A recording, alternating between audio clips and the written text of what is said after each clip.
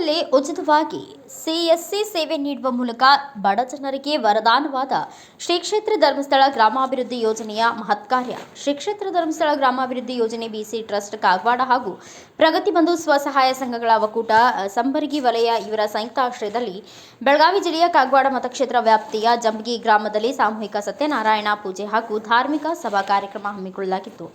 ದೀಪ ಪ್ರಜ್ವಲಿಸುವ ಮೂಲಕ ಕಾರ್ಯಕ್ರಮಕ್ಕೆ ಚಾಲನೆ ನೀಡಲಾಯಿತು. ಈ ಕಾರ್ಯಕ್ರಮದಲ್ಲಿ ಕಾಗವಾಡ ಯೋಜನಾ ಕಚೇರಿಯ ಪರಿಚಯ ಹಾಗೂ ಸಂಘದ ಸಾಧನೆಗಳನ್ನು ತಿಳಿಸುವುದರ ಜೊತೆ ಸಾಮಾಜಿಕ ಆರ್ಥಿಕ ಶಿಸ್ತು, ಗುಣಮಟ್ಟದ ನಿರ್ವಹಣೆ ಹಾಗೂ ಸಾಮಾಜಿಕ ಕಳಕಳಿ, ಮಹಿಳೆಯರು ಸ್ವಾವಲಂಬಿ ಜೀವನ ನಡೆಸುವಲ್ಲಿ ಸಂಘದ ಪಾತ್ರದ ಕುರಿತು ತಿಳಿಸಲಾಯಿತು. ಈ ಸಂದರ್ಭದಲ್ಲಿ ಗ್ರಾಮ ಪಂಚಾಯಿತಿ ಅಧ್ಯಕ್ಷರು ರವಿ ವಾಗ್ಮೋರೆ, ಸಂಜೀವ್ ಮರಾಠಿ, ತಾಲೂಕು ಯೋಜನಾಧಿಕಾರಿಗಳು, ಕಾಗವಾಡ ವಲಯದ ಒಕ್ಕೂಟದ ಮತ್ತು ಮಧುಬಾವಿ ವಲಯ ಮೇಲ್ವಿಚಾರಕರು, ಸಂಬರಗಿ ವಲಯ ಸೇವಾ ಪ್ರತಿನಿಧಿ ಟೀಮ್, ವಲಯ ಸಿಎಸ್ಸಿ ಸೇವಕರಾದ ಇನ್ನು ಅನೇಕರು ಉಪಸ್ಥಿತರಿದ್ದರು.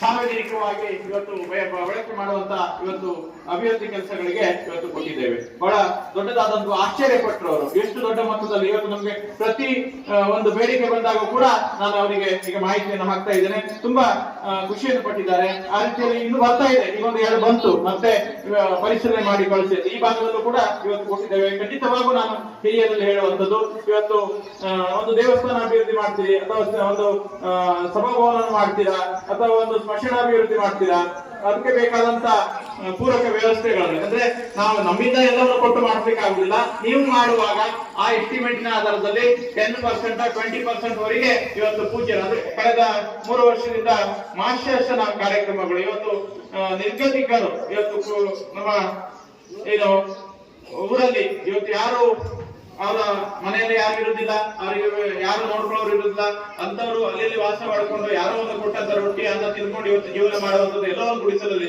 ನಮಗೆ ಈ ಸಲಕ್ಕೆ ನಾವು ಮಧುಬಾವಿಯಲ್ಲಿ ಒಂದು ಮನೆಯನ್ನು ಮಾಡ್ತಾ ಇದ್ದೇವೆ. 1,15,000 ರೂಪಾಯಿ ಮೊತ್ತಕ್ಕೆ ಒಂದು ಸಣ್ಣ ಮನೆ, ಅದಕ್ಕೆ ಬೇಕಾದಂತ ಒಂದು ಹಾಲು, ಒಂದು ಕಿಚನ್ ರೂಮು ಮತ್ತೆ ಅಟ್ಯಾಚ್ ಬಾತ್ರೂಮ್, ಟಾಯ್ಲೆಟ್ ರೂಮ್ ಮಾಡಿ 1,15,000 ರೂಪಾಯಿಯಲ್ಲಿ ಅಮ್ಮನಿಗೆ ಹಸ್ತಾಂತರ ಮಾಡಿಕೊಡುವಂತ ಕೆಲಸವನ್ನು ಇವತ್ತು ಮಾಡಲಿಕ್ಕಿದೆ. ಈಗ ಪ್ರಗತಿಯಲ್ಲಿದೆ ಅದು ಕೆಲಸ.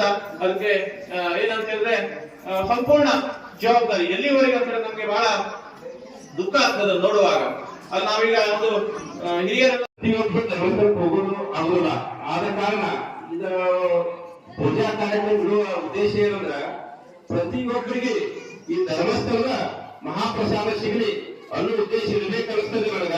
ಈ ಮಾನವ ಜನ್ಮ ದೊಡ್ಡದಪ್ಪ, ಹಾಳು ಮಾಡಿಕೊಳ್ಳಿ ತಪ್ಪದಿಲ್ಲ. ಇದನ್ನ ಅರ್ಥದಲ್ಲಿ ಹುಟ್ಟಬಹುದು. ಇದ್ದವಾಗ ನಾವೇನು ಅಂತ ಹೇಳಿದ್ರೆ ನಮ್ಮ ನಾನ್ಯಾರ ಇವನ್ಯಾರ ತಿಳ್ಕೊಂಡಿರ್ಬೇಕು. ಅರಿವೇ ಗುರು, ಅರಿವೇ ಗುರು. ನಮ್ಮ ಇವತ್ತು ವಿಶೇಷತೆ ಅಂದ್ರೆ ನಾವು ಎಲ್ಲ ಇಷ್ಟೊಂದು ಜನ ಈ ಊರಲ್ಲಿ ನಾವು ಯಾವತ್ತೂ ಹೆಣ್ಮಕ್ಳನ್ನ ಯಾವತ್ತೂ ಬಿಡಿಸಿರ್ಲಿಲ್ಲ. ಸರ್ ಒಂದು ಮಾತು ಕೇಳಿದೆ, ಸರ್ ನಮ್ದು ಒಂದು ಸ್ಮಶಾನ ಭೂಮಿ ಇದೆ, ಅದೊಂದು ನಮ್ಗೆ ಅಭಿವೃದ್ಧಿ ಮಾಡಿಕೊಡಿ. ಅದೇ ರೀತಿಯಾಗಿ ನಮ್ಮಲ್ಲಿ ಕೆರೆ ಕೂಡ ಇದೆ, ಅದನ್ನು ಕೂಡ ಹೂಳು ಅಗೆದು ಅದನ್ನು ಕೂಡ ನಮ್ಗೆ ಒಂದು ಸ್ವಲ್ಪ ವ್ಯವಸ್ಥಿತ ಮಾಡಿಕೊಡಿ. ನಮ್ಮಲ್ಲಿ ನೀರಿನ ಪ್ರಾಬ್ಲಮ್ ಸ್ವಲ್ಪ ಜಾಸ್ತಿ ಇದೆ ಅಂತ ಹೇಳಿದಾಗ ಅವರು ಸರ್ ಇಮಿಡಿಯೇಟ್ಲಿ ತಕ್ಷಣ ಅಧ್ಯಕ್ಷರು ಕಿವಿ ಮಾತು ಹೇಳಿದ್ರಂತ. ಅದು ಕಿವಿ ಮಾತಲ್ಲ, ನಿಜವಾಗ್ಲೂ ಅದನ್ನ ನಾವು ಮಾಡ್ಲೇಬೇಕಾದ್ರೆ. ಬ್ಯೂರೋ ರಿಪೋರ್ಟ್ ಸುಕುಮಾರ್ ಮಾದರ್, ಭಾರತ ವೈಭವ news, Athani.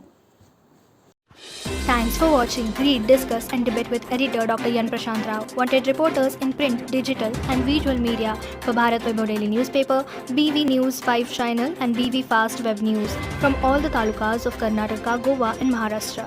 If interested, send your resume to 9019229369.